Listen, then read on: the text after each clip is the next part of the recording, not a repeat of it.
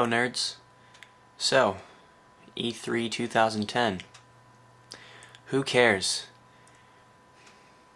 It came and went, and nothing happened.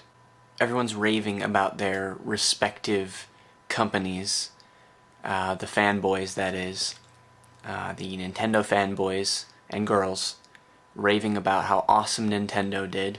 Ridiculous. Ridiculous. They had 11 titles that were remakes or reintroducing old series again. This is just the standard for Nintendo, it seems like, these days. There's just a complete lack of innovation, and it's really upsetting because I'm still looking forward to what Nintendo has in store for the future.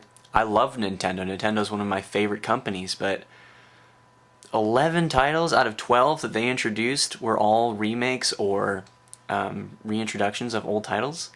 They had like Kirby, Donkey Kong Country, Mario, Zelda, Pilot Wings, Star Fox.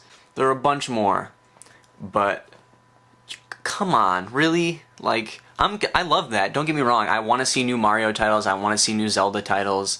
Kirby, that's awesome. I haven't seen a new Kirby title in a while. You know, whatever. But if that is like the pinnacle of what you're doing, just constantly re-releasing the same titles over and over again with a different stamp on them, oh, come on, Nintendo, step it up. Jeez. 3DS, awesome. Totally awesome. Let's not even take away from that because super awesome, but jeez. Sony. Sony is my favorite company. If I could claim to fanboy any company, it would be Sony. But they would really have to show me something awesome. I mean, I don't fanboy if something isn't awesome. They had Metal Gear Solid. It just looked incredibly gory. You could cut someone in half like 3 times, 4 or 5 times before they fell to the ground. Blood, guts everywhere. It looks like it could be cool, but if that's like all that game is going to be, just you can cut anything, I'll go play like Dynasty Warriors game. They had Dead Space 2, which looks awesome. Super awesome. Actually, that's the only thing I'm going to put a trailer to. No, I'll put 2 trailers, but I'll tell you the other one in a second. Just for Sony, right here, you can go and watch Dead Space 2 trailer because it's disgusting. It's so awesome. And then we'll move away from Sony for a second and move on to Microsoft. The only 2 titles that Microsoft, the actual company Microsoft, is releasing, Halo Reach, if you're a Halo nut. Personally, I'm not. I'm a Halo 1 elitist. So honestly, I think that's the only good one they've created so far. I mean, the pistol, Halo 1, come on. You throw me and hang 'em high with a pistol, it's just hours and hours. So Halo Reach, I read the book, amazing book, but they're not following that story, so we'll see what happens with that.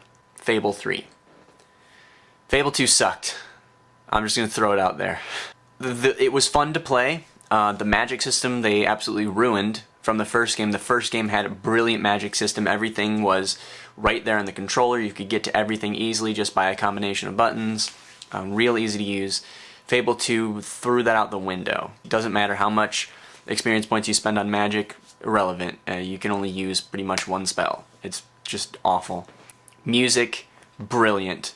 In Fable 1 and 2, just absolutely brilliant music. I mean, Danny Elfman, who's pretty much composed all of Tim Burton's soundtracks, was part of the musical production team, so that should give you an idea of how amazing it would be. But honestly, outside of that, gameplay was kind of fun, but nothing special. It's just, I don't have high hopes for Fable 3. Those are the only 2 titles even worth mentioning. Star Wars The Old Republic, the MMO for PC. Holy crap, like, I had been watching the previews for this because they've actually got like a whole storyline they're setting up. You can watch online on YouTube, just type in Star Wars The Old Republic, and they've been setting out this amazing story for it, and just the level of accuracy and the level of commitment that BioWare has had to just innovating RPGs, just creating new titles with, you know, even from old storylines, but in a completely new way that's never been done before. Their commitment to that is just beyond any other RPG company. So I'm just going to put the trailer that they had right here for Star Wars The Old Republic, and prepare to see the only time ever where we see a stormtrooper take on a Sith by himself. E3, lackluster at best.